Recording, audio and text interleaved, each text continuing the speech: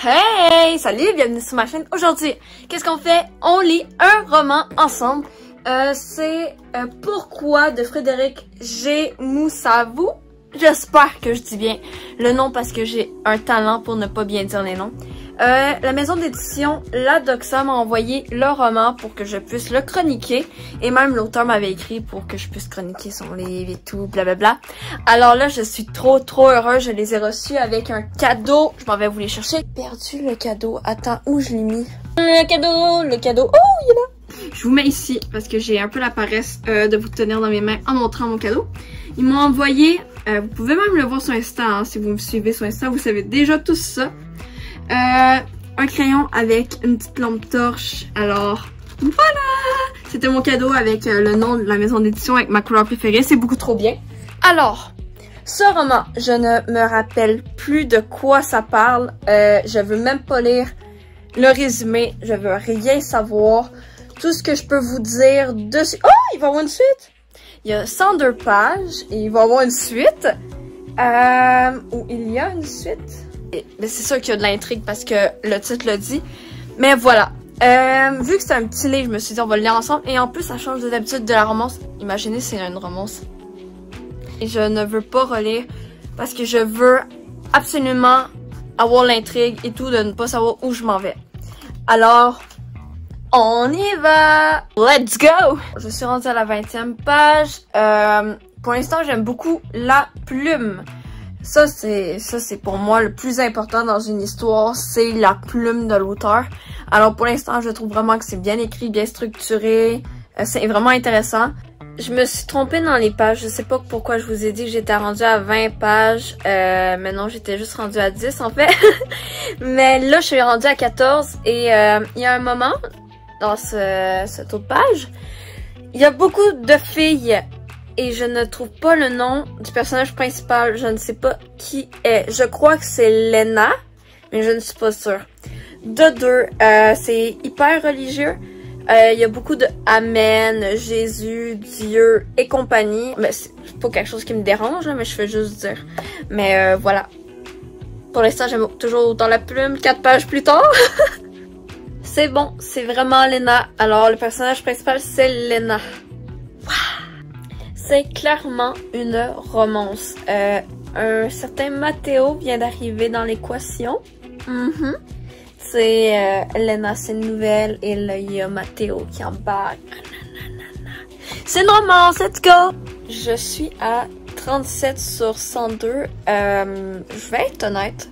Je trouve ça un petit peu long. Je trouve que pour l'instant, il y a rien qui se passe. Certes, ok, c'est un tout petit peu bizarre, Matteo. Il est un peu bizarre, mais en vrai, il y a rien qui se passe. C'est tellement léger. Je m'attends à ce que l'intrigue embarque beaucoup plus ou quelque chose fait que ça pop. Pour l'instant, c'est long. Okay. J'aimerais que ça avance, mais voilà, je veux pas parler trop vite, puis au passage ça avance très rapidement dans le temps, alors je veux pas trop parler, pour l'instant c'est mon ressenti. Je suis rendue à la page, wow, j'ai fait échapper 55, toujours pas grand chose, mais il y a un triangle amoureux qui vient d'embarquer. Une pépite! Fait que là, c'est bien. Pour l'instant, c'est bien écrit. C'est tranquillou. Faut pas s'attendre à une merveille, mais c'est très bien écrit. C'est intéressant. Mais il y a toujours pas cette petite étincelle que je cherche. Je l'ai pas encore trouvé. Il n'y a pas encore d'action, rien. Il y a juste Matteo qui est vraiment bizarre. Il fait des rumeurs. Je la sens pas, il y a quelque chose qui va se passer. Fait que j'attends cette petite étincelle et quand elle va arriver, je suis sûre qu'il va y avoir un boom. C'est ça que je veux. C'est un boom. Alors je vous reviens plus tard. 72 sur 102, il y a clairement une intrigue. Lena fait de drôles de cauchemars, c'est bizarre. Elle voit Matteo et Peter. Elle voit des cauchemars bizarres à propos d'eux à chaque fois. Là, l'intrigue embarque quand même un peu plus, mais il n'y a toujours pas la petite étincelle. J'espère qu'elle va arriver. Je viens de terminer le roman Pourquoi. C'est pas un coup de cœur. Je vais le noter 3.5 étoiles. L'histoire était originale, très simpliste. Il y avait une belle plume. Attendez, je regarde mes trucs parce que j'ai un blanc de mémoire. L'histoire est très rapide dans le temps. Alors, on voit pas beaucoup de choses. À chaque fois, c'est des petits éléments. Il y avait un cauchemar, des cauchemars bizarres qui faisaient que c'était l'intrigue. Mais à la fin, c'est là qu'il y a eu vraiment le boom.